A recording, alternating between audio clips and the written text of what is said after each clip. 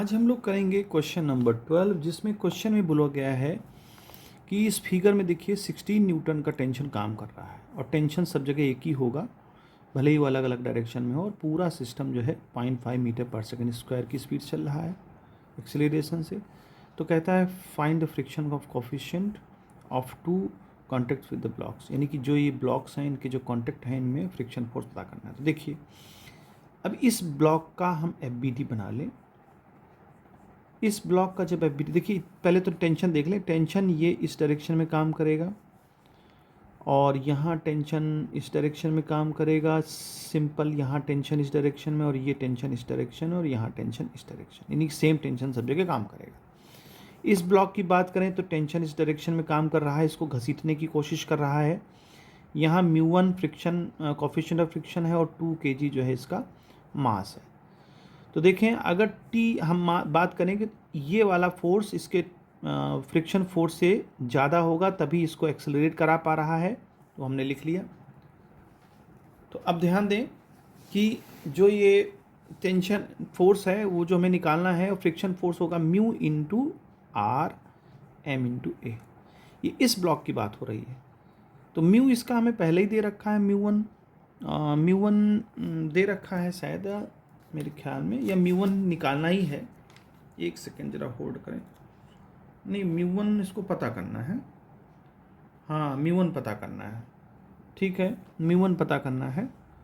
तो t minus mu हमको पता करना है। r की वैल्यू कितनी हो जाएगी? r की वैल्यू हो जाएगी m इंटू जी। m कितना है इसका? 2 और g कितना है? 10, और इसका मास कितना है? 2, और एक्सेलरेशन नहीं पता। ओके, नहीं, एक्सेलरेशन दिया है 0.5। अच्छा, टेंशन भी दे रखा है 60 न्यूटन, ठीक है, ओके। तो ये जाएगा 20 μ1 लिख लें, क्योंकि यहाँ पर μ1 इस ब्लॉक के लिए μ1 है और यहाँ 1 आ जाएगा। तो अगर 16 माइनस 1 करें तो 20 μ1 हो जाएगा। तो यहाँ जाएगा 15 और अपॉन 20।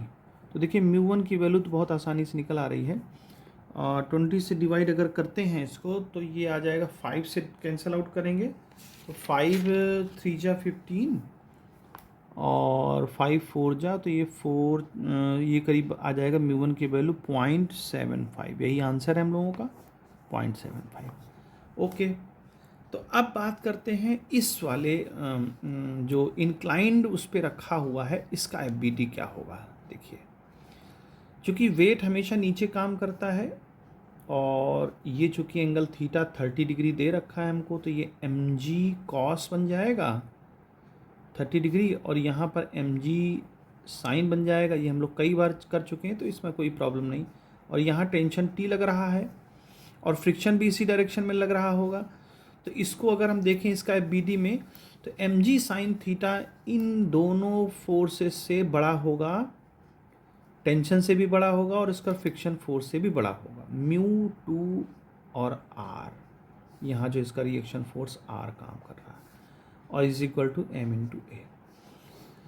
तो देखिए m, तो अच्छा चलिए, m यहाँ में दे रखा है 4 और g की वैल्यू 10, तो 40 हो जाएगा। साइन 30 की वैल्यू 1/2 माइनस t दे रखा है 16 माइनस μ2 पता करना है, और r हो जाएगा m वही, फिर 4, चूँकि r हो जाएगा एम जी कॉस 30 डिग्री, तो हम सीधे लिख रहे हैं डायरेक्ट एम जी, तो 40 हो जाएगा, और cos 30 की वैल्यू होती है √3/2, है ना, डायरेक्ट लिख रहे हैं। मास यहाँ 4 हो जाएगा और एक्सेलरेशन हमको कितना दे रखा है? 0.5 का।